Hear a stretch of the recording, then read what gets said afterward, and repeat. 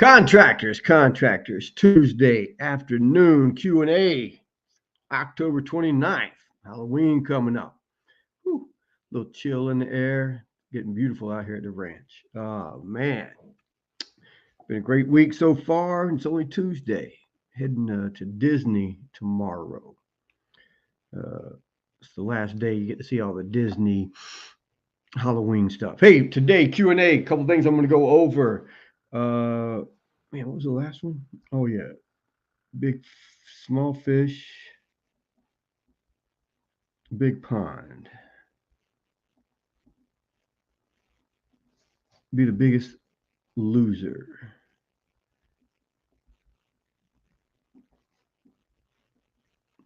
Talk about when you should raise your prices. I want to answer that question. How to get subs to do your quality of work. Why a lot of guys don't want to sub out their work. And then the last one, we got time. Throw in some questions. Yeah, so that last one's going to be the biggest loser. Yeah, man. I think I'm in the description, I didn't want to use the word loser for some reason. So I put be the smallest fish in the biggest pond. But really, I wanted to say be the biggest loser. Be the biggest loser. I'll tell you why when I get there. But had a great day yesterday. Was out with my boy Rock, Doug, Chattanooga Wood Floor, Princeton Wood Floors. Him and his beautiful wife took me to lunch. So, because like yesterday's a bad day for me anyway. So if you know me on a personal level, you know that October 28th just it's just a bad day. So it was a pleasure being able to just pop in my audio book, jump on the 15 freeway, 3.5 hours later, sit down with Rock and his beautiful wife and have lunch, and just had a great conversation about growing his business and what other guys should be doing.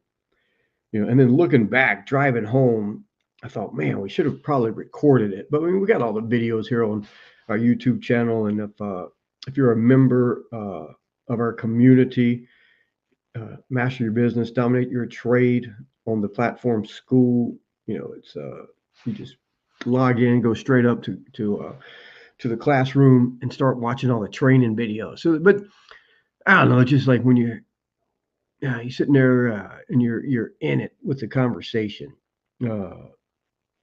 Just seems to be more real, I guess. I don't know. It's all real, but it was good. It was good. I could have sat there for another couple of hours and chatted with him. And then headed home. Stopped at my nephew's house, picked up my boat. My boat's been there for over a year, when we're not using it. But now I got this property. I got plenty of room to keep it. So I figured out, oh, man, let me pick it. I ain't get home till late. It was a good day. Good day. As good as it could be. Listening to the new book. Listened to a couple of things yesterday, but the Academy by PBD, Patrick Bet-David. It's not like one of his normal books, which is like a step-by-step business or business planning, and like his book, Your Next 5 Moves, a must read. Choose Your Enemies Wisely. Really, it's how to write a business plan, life plan. Another must read. And I'm an hour or two in the book of the Academy. And you're really wishing it was a TV series, because it's it's just written that way. It's like just action adventure type stuff, I guess. Just looking forward to getting more into it. And then, so I don't know, just not enough time in the day, man. Just not enough time in the day. I'm always watching, learning something, and researching somebody's business in their area and what they should be doing and not be doing. But let's talk about it. Let's get into the questions and answers. If you are there, reach out, say hi. You got any questions you want me to touch on before we get out of here? Let me know. Number one. When should you be raising your prices? When should you raise your prices? And this came up because a dude that always showing up on my Facebook page seems to be extremely busy. I mean, he seems to be working freaking 12, 14-hour days, 6 days a week. And I'm like, dude, you need to double your prices. If what I see on Facebook, unless it's fake, and I don't believe it is, I think he's really working that much. I said, dude, you got to double your prices. And he responded back, and it almost came across, like bugged him or perturbed him a little bit, because he's like, I don't know why people think I ain't charging enough. I'm charging more than everybody in my neighborhood and in my area. I used to work for the biggest company in the area, and I charge just as much as they do, or something like that. I don't know, something like that. And I'm like, dude, what you charge doesn't have shit to do with anybody else or any other company. Nothing. I hear, and I'm in all these different Facebook groups, and everybody's like, man, I can't charge what I need to be charging because all these illegals are here. All the illegals, they eating the dogs. I mean, what you charge doesn't have anything to do with somebody else. What your company charges doesn't have anything to do with other companies around you. I don't want to say the word all, but the majority of prices are based on the supply and demand of goods and services. Let's take diamonds. Pretty expensive. You're going to buy an engagement ring, your wife something for Christmas. You're looking at some diamonds. Diamonds are expensive. Diamonds are a girl's best friend, best marketing in the world. And they're not. I mean, they may be girls' best friends, but they're not. They're super hard, but there's no reason for them to be the price that they are, except for good marketing back in the 1909, 1920, maybe whatever it was. They made it seem like it's real, like they're real scarce, like there's only a few of these. And then, because if there's only 100 of something and there's 1,000 people that want it, man, you get to charge almost what you want. And if there's only 100 of something and there's 10,000 people or 100,000 people that want it, man, you really get to charge what you want. But if there's 100,000 of something, say 100,000 diamonds, and there's only 10 people who want it, I mean, you're gonna have a hard time giving them away. It's like, man, I just got to clean out the garage. Take some of these damn things. So, but that's how it is with across the board. Like I said, I ain't using no definite words like everybody and always and all of it and all that stuff, but it's supply and demand. The prices at the pump, the gas pump, are dictated by the taxes that your state and federal charge. In most states, California charges, probably triple the amount of gas tax than any other state. So we pay a lot more. Like I was even telling Doug, I was like, I pulled over to get some, I got the diesel trucks. I pulled over to get some gas. She was like $5.70 a gallon or something. I said, man, I will push this piece of shit across the desert before I give you $5.70 a gallon. So I just need to go another 20 minutes or so, and I was out of California and into Nevada, and it was like $3.40 or something crazy. It was like $2 difference for sure, and fill it up there. But it's it's the taxes, but it's the supply and demand. So like the oil refinery blows up or breaks down or something, they have that big spill in the Gulf. There's going to be a shortage, or there's big, like the war and fighting in the Middle East. You're going to see the prices of gas skyrocket because of the supply and demand. And people are like, well, it's not even, what do you mean they're raising the prices? All the gas that they're going to be selling us right now is already there. This ain't, that whatever's happening, hurricanes or wars or whatever, refineries, that hadn't even happened yet. This is supplies that they've got now, but they raised the prices immediately because the forecast of going to be less supply. I mean, and they could almost charge whatever the hell they want because you need the gas to drive around. So it's like that with everything. So when I see this dude being so busy, I'm like, now is when you triple your prices, double your prices, something.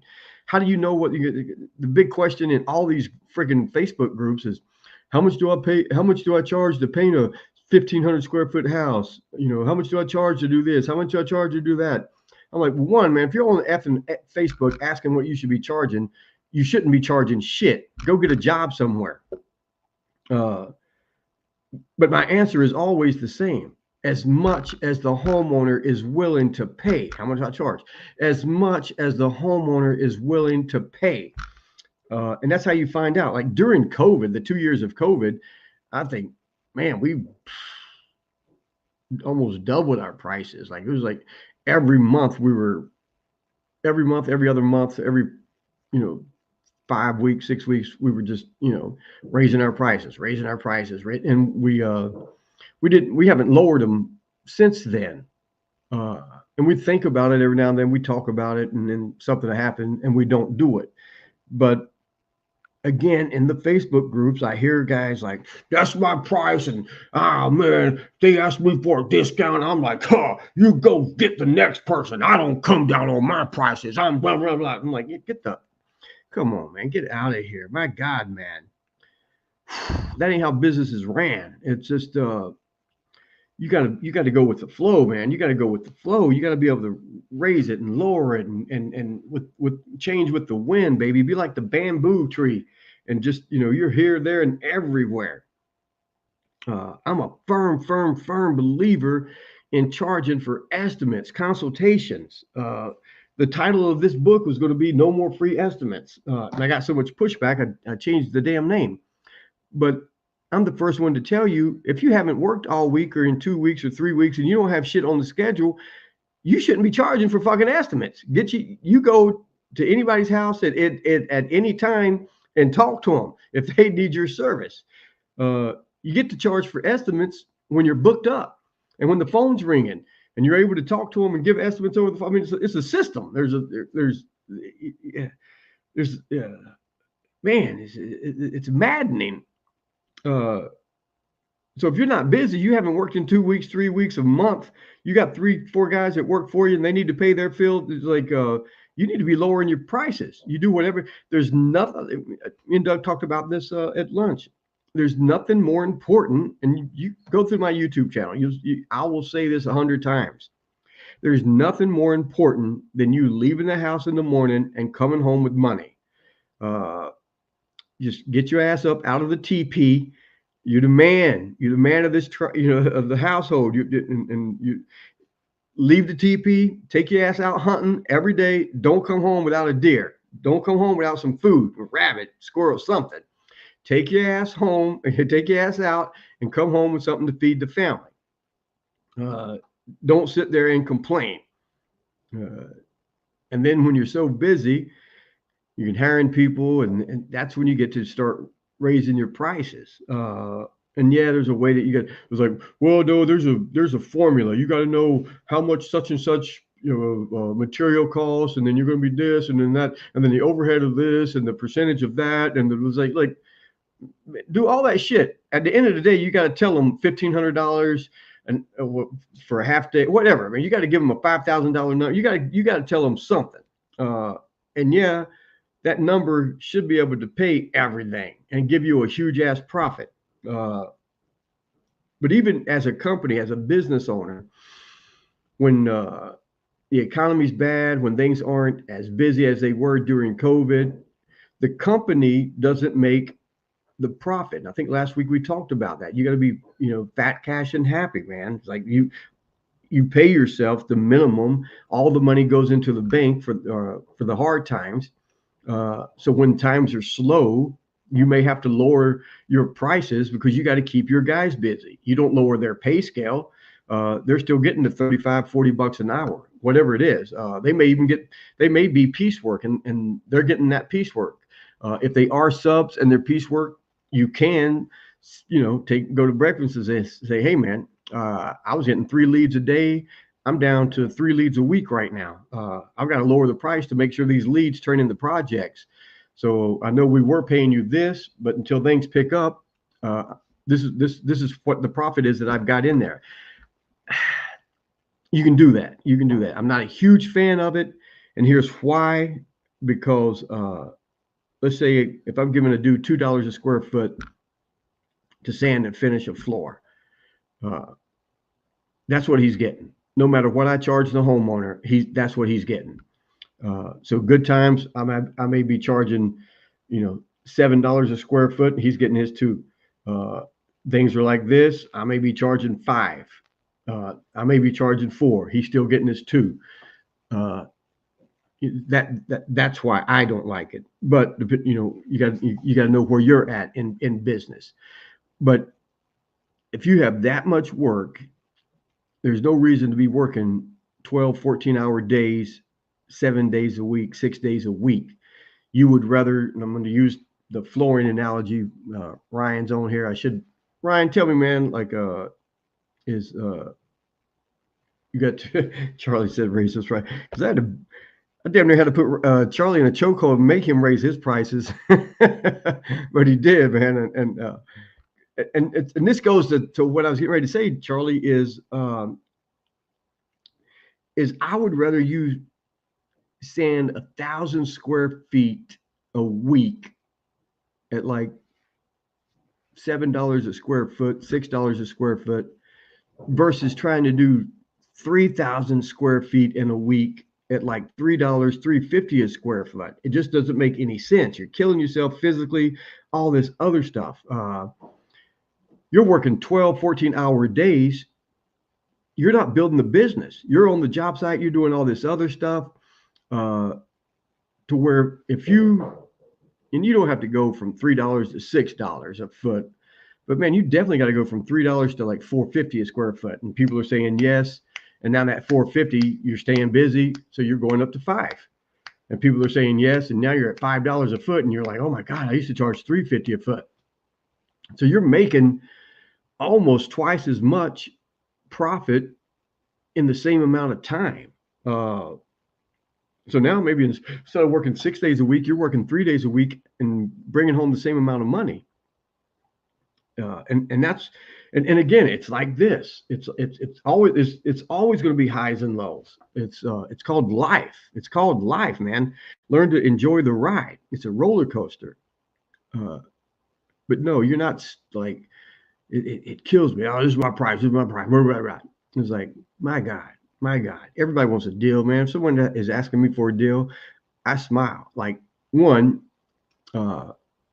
that's why you as the business owner, the head honcho, shouldn't be doing the estimates. And if you are, like if I go out now, like even, because helping my daughter grow the business, so maybe me or another sales guy, when, out of the, 3 of us or whatever, if I'm on the job site, or giving the estimates, rarely do they say we need a discount. But if they do, I chuckle and I say, man, if it was up to me, I'd give away the house. They hate when I come out here and give estimates, because because I end up being best friends with them. Like, oh shit, man, we're gonna go deer hunting, blah, blah, blah, blah, blah. And I start immediately giving out discounts without even people asking. Old lady or something, whatever, man. It's like they hate when I go give estimates. I swear to God, call them up. They will tell you. Don't let Brian give them their damn estimates. That motherfucker give out too many discounts. But if they ask me for a discount, and they may think I'm the owner of the company or whatever, and even if you are, it's just like, man, I don't make those decisions. There's a team of us. I got to check with the office. The only thing I run at Only Wood Floors is my mouth. I don't, they tell me what to do and I do it. And they always laugh. But it's easy for the sales guy and all that other stuff. When he's there, she's there, you can say, man, this is a big job, this is this or whatever. I'd like to have our yard signs out here. We're going to schedule this 2 weeks from today. I'd like to put a yard sign up right now before I leave. Come pick it up 2 weeks after we're finished. Just that would help us grow the business. If that's okay with you, I can okay a 5% discount, whatever it is, right then and there. Bam. The paperwork is signed, yada yada yada. Pull out the yard sign. It's in, before you leave, drive away. There's a lot to it, but there is no such thing as my prices are set in stone and I don't budge and any of that other shit. Give me a break. But yeah, man, the busier you are, and I don't mean the phone ringing with leads coming in, none of that shit. It's when you've got deposits and schedule is full, and depending on what kind of trade you are, if you're a general contractor, you can only do a couple of projects, per year anyway, unless you got great subs and you're running things and systems. But you've got to know. But for most of us, like, whatever it is, roofers or plumbers and painters, drywall guys, floor guys for sure. Man, if you're booked up for a month and a half at the most, man, next time you go out on an estimate, you should be increasing, at a quarter, at 25 cents. At 25 cents. It ain't going to make any difference on the numbers proposal wide. But when homeowners are saying yes, you're going to realize it's like, damn, that 25 cents at the end of the year is going to add up. But what's really going to happen is it's the compounding effect, because you're going to stay busy. And within the next 2 to 3 weeks, you're going to go up another 25 cents. So now you're up 50 cents. And then another 2 or 3 weeks, you're going to realize, oh shit, man, we're still busy. I'm raising it another 25 cents. 25 cents don't sound like a lot of money, but now you're up 75 cents. So within a matter of 6 months, you're up $1 a square foot. Shit, you may be up $2 a square foot by the end of the year, and then you'll start getting pushback. But that's when you're going to know, like, if all the crews aren't busy, and if you've been in business for a while, the seasons. So some things you want to book out in advance and all this other stuff. But again, man, it's like water. It's fluid. You're bending in the wind. You're raising and lowering all the time. Yeah, but for the guys that are slow, always keep in mind, fast nickels are just as good as slow dimes. Damn, that's the truth. I'm telling you, man. You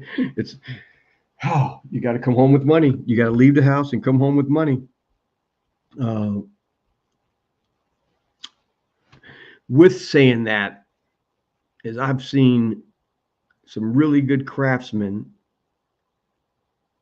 go out of almost file bankruptcy. A couple of them did file bankruptcy, not charging half of what they should be charging, because the projects are big, the numbers are large, and they're like, oh my God. And at the end of the, could be a 3-week progress, could be a month, 2 months. And by the time you pay for supply and you pay labor, they're like, oh my God, that $60,000 job only paid me $600 a week. I'm used to making $2,000 a week. Like, and then when something goes wrong with it and you got to go back and fix stuff, now that $600 a week is $300 a week, $400 a week. So you let these big numbers blind you, because and I see guys do it all the time. I'm working with a general contractor. No offense, general contractors. And he's gonna give me a lot of work. I'm working with a real estate agent. They're gonna give me a lot of work. I'm working with a real interior designer. They're gonna give me a lot of work. I'm working with a decorator. Go get me a lot of work. So I'm giving them this big half-off discount. And I'm like, no. Here's my price. I can flex with you a little bit, but I tell you, every job that you help me get here on in, we will bid it out and estimate it, and you'll get 10%, and then so bring me in another 5 jobs this year. You'll make more money helping me find work than you make on your day job. Yeah, none of that. Oh, I'm gonna get you a lot of work. No, no, no, no. I'm gonna get you. I'll give you a percentage. Go get me that work. Go get me that work, and then I'll give you a percentage. Uh, so yeah, you're always raising your prices. You're always lowering your prices. You're doing whatever it takes to close the deal. You're doing whatever it takes to close the deal. I mean, it's just flat out. If you're watching any of my sales training videos, uh, everything is relationships, relationships, relationships. You show up. I mean, I'm sitting there having a cup of coffee, whatever. We're talking about life. We're talking about sports. We're talking about hunting. Just everything. And I know my prices. I know what the profit the company makes, how much profit, all this other stuff. But it's everything, man. It's like you want the job, and if you don't have work or whatever, it's like one, they can smell blood in the water like sharks. So you never want to come at it from that way. But there are times you just straight out say, man, here's what the prices are. Bum, bum, bum, bum, bum. It's $8,000. We're going to be here for about, 4.5, 5 days. We're going to do this, that, that, that, that. You go through all the stuff I tell you to go through. And then you just straight out tell them, say, look, man, I love this neighborhood. I really enjoyed the last, 30, 40 minutes that we spent together. Uh, what do I need to do? Where do I need to be number wise to make this happen for both of us? And you're not trying to do those stupid ass sales pitches and all the other stuff. It's like some people have a budget, and it's like, man, that is like shit. That's like $3,000 over the budget. And it's like, damn, there's not even $3,000 profit in it for me. But I can meet you halfway. Let's do something. Man, get a good video testimonial from you. Put my yard sign up. Leave my trailer here wrapped in the front. The before and after pictures. I'm gonna really make some good content, how-to videos on your job site. Let's make this work. Let's do it. Let's do it. All of it, man. But you got to stay busy. You got to stay busy. You got to make a profit. Sometimes the company will break even, maybe even lose a little bit of money, depending on the economy where you're at. But that's why I keep telling you, man, it's like, it's not your money. The money belongs to the company, because there's nothing more important than keeping your guys busy. And I'm talking to dudes that have, 3, 4 guys, 5 guys, 6 guys that work for them. And let's just say on average, it's $30 an hour. Maybe some dudes getting 15 an hour, 20 an hour, 40, 50 an hour, but just say 25, $30 an hour. And you got to keep those guys busy, man. They got car payments. They got, utilities. They got the house, the rent, the mortgage. They got the wife. It's like, they're not making the huge money that you're making as the business owner. Shit, Brian, I ain't making the huge money. Then that's your fault. That's your fault. Go get a job. Go get a job or start doing it right. And it doesn't happen overnight. I'm telling you guys, man, a 3 to 5 year plan. It's going to take 3 to 5 years, and then you'll have it. So that's it. You're always raising prices, always lowering prices. Next one, how to get subs to do your quality of work. Ryan, how do you get subs to do your quality of work? Man, this is big in the wood floor business, because everybody in the wood floor business thinks they're the best wood floor guy. I'm the best refinisher. I'm the best installer. Boy, nobody can install like me. Nobody can refinish like me. Meh, meh, meh, meh, meh, meh. Yes, yes, yes.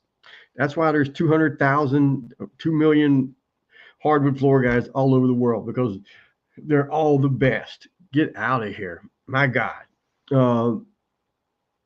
And I'm sure it's just like that in painting, just like that in the roofing business, the plumbing, HVAC, all of that.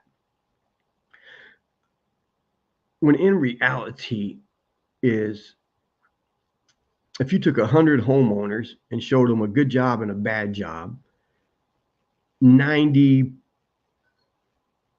of them, 95% of them probably could not tell the difference, period. Unless you went and started pointing things out and then explaining why it's good or bad. And shit, then I could probably come behind you and say, no, that's wrong. It's good and bad because of this. And then they're just going to be confused. So they don't know. So the only one that's getting tied down, bogged down on quality is you, thinking that you're feeding your ego instead of feeding your bank account. I don't want to do a 10 every time. Every one of my jobs are a 10. Every one of my jobs are a 10. God bless you. Waiting the food stamp line. Uh, it just sevens and eights are going to get you paid all day long, and the clients are going to be happy, and there's going to be a shitload of profit. Uh, but you do you, you do you. So if you're shooting for that 10, you better be charging 3, 4, 5 times more than what I'm charging. Because it's like it's in business, it's about profit. It's about profit. You've got to make the profit. Now, yeah, you want the quality to be there because you want the client to be happy. You want the product to last, uh, all of that stuff. But I'm talking about you see guys do like a 1 and 2 and a 3. Uh, they're not getting paid. They're not getting called back. They're not. That's not what we're talking about. We're talking about level, 7 and 8s, 7 and 8s. Every now and then a 9 doesn't matter. But I'm always shooting for the 8. I'm always shooting for the 8. I'm okay with the 7s. But most of the time the guys are doing 8 and 8.5 quality type stuff. And because if they're doing 10, they're taking too fucking long and they're cutting into the profit. And I ain't trying to run a fucking nonprofit. So, but that's up to you. So, when it comes to how do you get subs to do your quality of work, is you got to ask yourself, are you being realistic? Because the sub is trying to make money just like you're trying to make money. So if that's the mindset for you, then you're better off not hiring subs. Stick to doing all the work yourself. You're probably honestly better off going to getting a job and just working for somebody. But then you're going to get fired because you're going to be taking too damn long because you want to make every job a 10, every job perfect. So they're going to fire your ass. So you can make a decent living doing every job at 10. And then most of it's going to be all word of mouth because you're not going to have enough profit to run ads and stay busy and say no to something. It's like all that stuff. It's just not ideal for running a business. Is it just isn't. Even, I mean, because you're talking about you can get a steak at Denny's, but it ain't going to be a steak at Fleming's, Morton's, or Ruth's Chris. Just a different type of meat, all that other stuff. So you got to decide. But even there, they're charging a premium. There's a certain type of clientele, so you got to make sure you've got that clientele. And they're not going for the 10s. They're still going for the 8s, but they're doing the service. See, and that's big. So I could probably do a quality 5, and some dude's doing a quality 10, but the homeowner would think my quality 5 is the same as their 10, and it's the service. It's the man, we're there. We're talking with the homeowner. We're explaining everything. We're going through this and that. We're done when we say we're going to be done. We start when we say we're going to be starting. When they call, we answer everything, all of that. And that's what you get at Morton's. That's what you get at Ruth's Chris. You get that, that's what all of that stuff raises the prices. And then you get the good quality meat. So maybe you're using the better, paint, the better finish, the better, products, that kind of stuff. But if you do, you do have to have a quality. But like you say, it's like someone say, well, shit, Brian, I agree with you, brother, man. Like I'm good for the 7, the 8, 8.5 quality, man. But I'm hiring these dudes and they try and do quality 5. That's your fault. Hiring subs is no different than hiring employees. You got to go through all of that with them. You've got to train them. You're not training them how to do the work. You're training them what you expect, what your company, because when you hire a sub, they're still representing your company. And you got to say, hey, man, this is what we do. We're all about the service. When we say we're going to be there at 7:15 a.m., we're there at 6:45, finishing up our coffee. We're knocking on the door at 7:15. When we say we're going to be done on Monday, it ain't Monday at 7 in the evening, 6 in the AM. Like Monday, we done at 12 p.m., 1 o'clock at the latest. We don't run over schedules.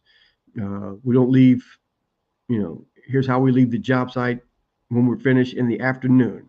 Here's how we talk to the customers. We like, if you're smoking way down the street somewhere. We've got the music blasted. It ain't stupid ass rap music with profanity. Matter of fact, we don't like, you can tell them, say, look, you can be talking to the sub and you say, look, motherfucker, we don't have profanity on our job. I cuss all day long, but when I'm at the job site, there's not a word of profanity. That's because I'm representing the company. So there's none of that. So that's everything that goes into hiring everybody. So even though you're hiring a sub, you've got to have your system, and you've got to be able to train them and give them your work manual of so they know. Because if you don't teach them, they don't know. They're working for 2 or 3 other guys probably, and they're able to do whatever they want. Show up when they want, leave when they want. Just leaving the job site in shambles, whatever it is, or maybe they're great, and you don't have to teach them anything. It's like they may teach you something, and if you don't have all that written down, that's your fault. You get all that quality stuff, you got to have it written down. And then the first 1, 2, 3 jobs, whatever, you got to be there. Man, someone said it. PBD said it, but I've heard a couple other business guys say it, is you don't micromanage. You micromanage until you don't have to manage anymore. And then they're on their own for sure. But in the beginning, the first couple of jobs, you're micromanaging. You're there, you're kind of watching it, and like you're not telling them how to do this and that. But there's some things that isn't going to fly. It's like, hey man, boom, boom, boom. But here's how we do it so that doesn't happen. Because you got to teach them. You got to teach them. They could have 20. You could be in business. You could have 10 years experience. They could have 20 years experience. But if you're hiring them, they're doing, you have a certain quality, you have a certain standard, all of that. And they have to, at least reach that. If they want to go above that, God bless them. But they have to at least reach that. Big Ryan. I tell my subs my standards, and I don't care how they do it. That's what I'm saying. Just has to be done right. Client happy and have the check ready for me to pick up. Yeah, that's what I'm telling you, because everybody's like, we all do our own little thing here, there, and everywhere. As long as we get, because we can come at it here. We can come at it from all different directions, but we know we want to end up here. And that's where I start. And where's here? We want to end up with a happy client. And a lot of that is communication, expectations, all that kind of stuff. But it all comes back to, you got to be teaching them. And most guys can't teach them because most guys don't even know what they expect out of themselves. Where am I, man? 38. I'm 8 minutes over. Small fish, big pond, big loser. Be the biggest loser. Be the biggest loser. Yep. Let me put this up here before I get to the next one. Skin that cat 100 ways. Just get it done right, get it done fast. And when you're doing, when you're paying subs, I don't want to say you don't, it doesn't matter, like, because we got some subs, and some of them take some, I'm like, God damn, man, like, I'd have that done in 2 days. They're there like 5 days. And anything that I care, I care a little bit, is like, because I'll tell them, say, dude, you got to tell me how long it's going to take you to do this type of certain, whatever it is, footage, this square, whatever. Because in my head, I'm telling him, I know it's going to take me 2 days. I'm telling the homeowner 3. And I even tell the homeowner, I say, look, man, this is a 2-day project, but I'm going to ask you for 3 days, because if I get in here and I find something that I don't like, I may extend this for another day. And I just want you to be prepared. I don't want you to set your schedule based on 2 days. Give me 3 days. Are we good? We good? All right. But I don't need to tell them all of that. And then you try to take 5 days. If you need 5 days, tell me. And I'll say, hey, man, it's going to take 5 days, but give me 6. Give me 6. It's going to take 5 days. But if we find something wrong, man, I'm gonna fix it. I'm going to fix it, and I'm going to extend it another day. So we're probably going to be done in 5 days, maybe 4.5, but I want 6. Can you give me 6 days? Okay, now we know. But yeah, so So I set the schedule like that. So if they want to be slow, I mean, that's up to them, because they're not getting paid on time. They're getting paid by the project. So biggest loser, be the biggest loser, be the biggest loser. I did another video like this, so I won't spend a lot of time on it. But Charlie, you still there? Give me a thumbs up or something. And because you tagged me in a post on Facebook, and I think Ryan responded to it also. But it was with Alex Ramosi talking about not having any friends or getting rid of his old friends because they hold him back, or he's changing and growing and they're not. So now they're like, well, you're not the same person you were like a year ago. And he's like, no, I'm changing, I'm growing, I'm becoming a better person. Unfortunately, you are the same person. So we probably ain't gonna be hanging out as much as we used to. Yeah. So you remember the video I'm talking about. So it's funny that you posted that, because a couple of days ago, Saturday, we had like a little local Halloween party, like right here in my little neighborhood, like local 15 houses, whatever, 10 houses. But the Sunday before that, we had a big get together. It was a couple of miles away. It was like a big, for whatever reason, like the fall picnic or something. A lot of people. And the guy that I want to actually, I talked to him. His name is Daniel, and I wanted to get him on the podcast, interview successful contractors. I don't know. He's probably got 30, 40 guys that work for him in his contracting business. But he bought this place over here, which is a gourd farm. I think he's got like 80 acres, maybe 110, but I guess it's one of the largest or larger gourd farms. I mean, people come from all over the world. A lot of people come from Hawaii. I didn't even know what gourds were. He had to tell me. But then they ship them all over the place too. And he just, in this little valley that we're in, people really don't even want to leave it. And he came from the same city that I came from, so we kind of started talking. But he still has this construction company, I think underground utilities and shit that they do. I mean, extremely. I mean, you're like multi-millionaire, super successful. So I said, man, I interview successful contractors. Man, I love to be on their brag. Come back over here, talk to me, blah blah blah, all that stuff. So I'm like, man, all right, cool. But that was like a bigger radius of the area that we live in. So Saturday we have the little Halloween get together, and like on a little cul-de-sac, and talking with everybody. One guy I drive past his property every day. Turn on his past his property to get to my house, and there's always a horse or two or some sheep, and he's got. I think he said he started out with like 10 acres. Now he's up to like 50 acres, but he's just got rows and rows of like beautiful, grapevines, vineyards, and he sells all these grapes to. And he just bought some more way off somewhere, because this is a great place for growing grapes, I guess, because the ocean mist come in the evening and stuff. But he's like, so he knows all about it. He's like, you talk to him about grapes. He's like, because I want to get like just 3 or 4 rows just because they look cool as hell. He's like, oh man, you can do that. That's easy. I'm gonna do this.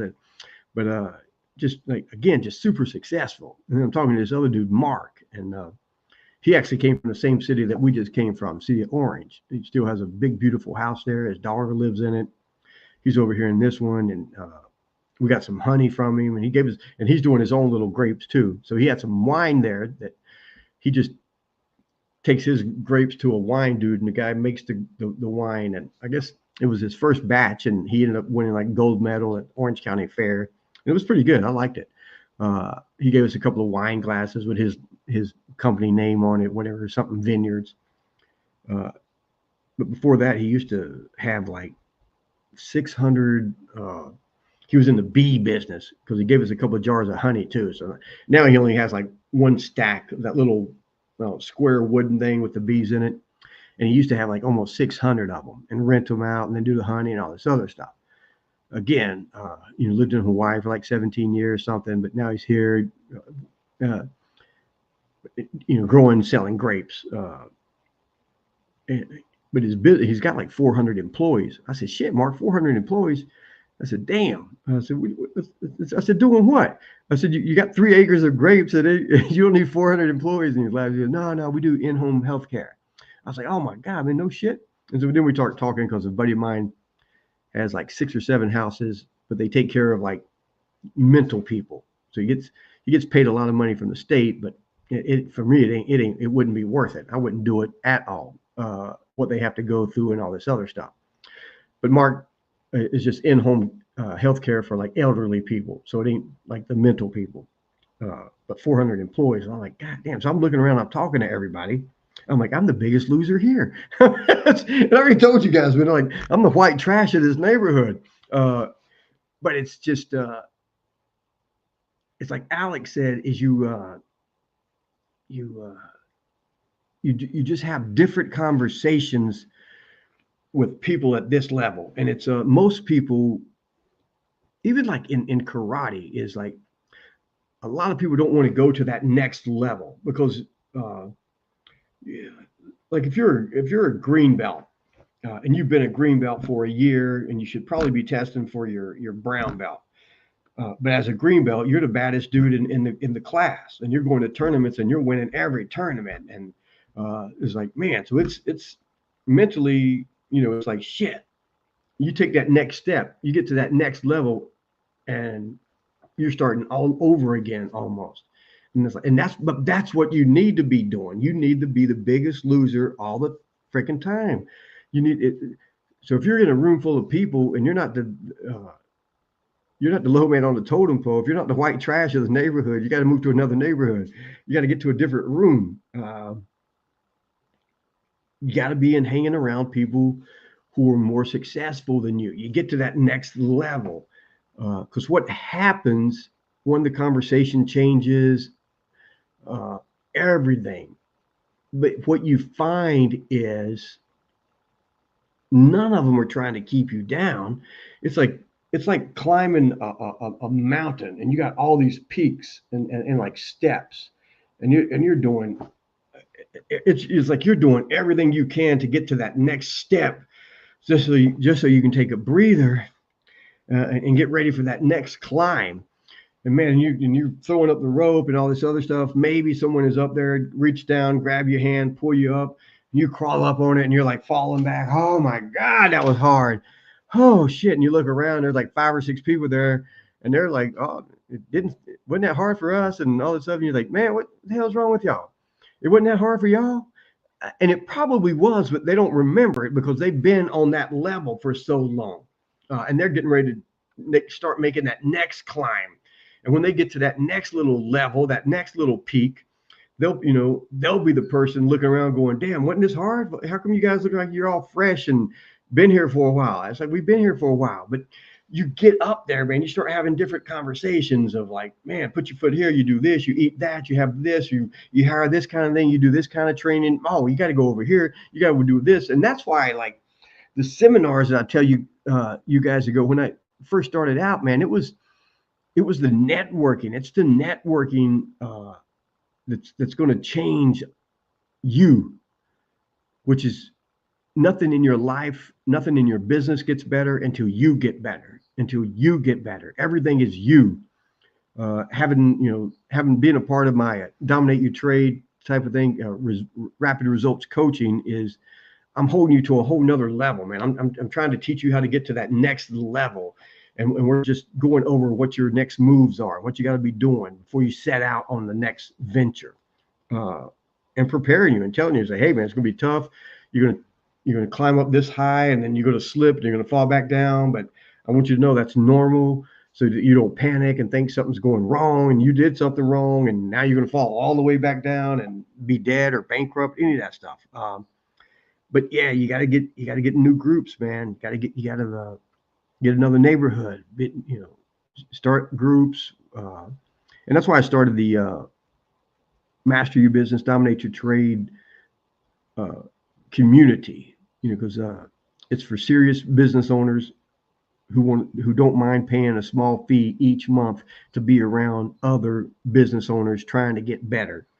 And then when you become a part of the rapid results coaching and you're doing the one-on-one stuff and you're checking in twice a week, you're in that elite, coaching group, whereas, it's a real small amount, and much serious, more serious people. And that's what it is. So but come on in, man, climb up. Because when you get there, you'll understand that, man, they're happy to see you there. And it's like, what can I do to help you stay here and get to the next level? My buddy Bob Donnell, and I've had him on a couple of times. I'm going to have him back on pretty soon. But that's his whole thing is next level by association. Check it out. Look it up on Facebook. Join if you can. But yeah, it's like that's the whole premise. It's next level by association. Just having different conversations, talking with people, changing that mindset, different things that you're listening to, different things that you're reading, different conversations that you're having, everything. You hold your head up a little bit higher, your shoulders are pulled back a little bit, tighter, but be the biggest loser, man. Don't have no problem being the biggest loser. I have check your, it's like, especially when I'm doing seminars, martial arts, it's like, man, it's like everybody has to check their ego at the door, take off whatever that belt is you think you're wearing. We're ain't no belts here. Everybody's a white belt. We're all just, you got to get out of your own way. That's why I keep telling people, man, stop feeding your ego, start feeding your bank account. I want everybody around me to be better than I am, because I'm okay with who I am. And if you're not okay with who you are, you need a whole nother program. It's a total different thing, and we talk about that, when I do the one-on-one coaching. It's like, because everything is connected to everything. Everything is connected to everything. Nothing in your life gets better until you get better. Nothing in your business gets better until you get better. But find a new community. Hold yourself to a higher standard. Be the biggest loser. Have better conversations. Yeah.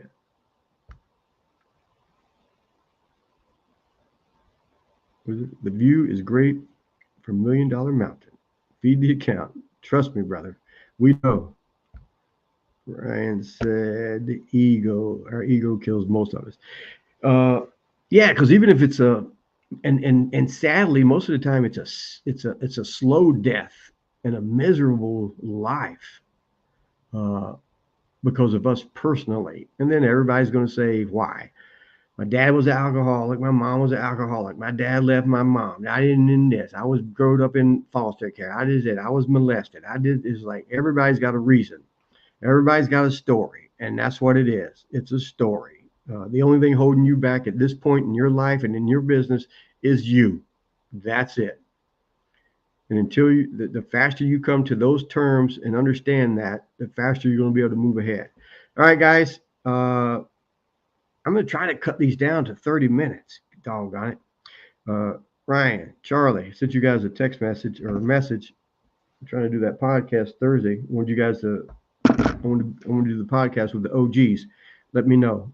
So that is it till next Tuesday. Send in the questions, something you want me to talk about or go over. Let me know, and we will do it. Until then, I'll see you guys. I'll be at Disneyland tomorrow. So you guys have fun and enjoy the rest of the week. I'm going to do something Thursday night, even if these dudes don't show up. All right, man. Enjoy it.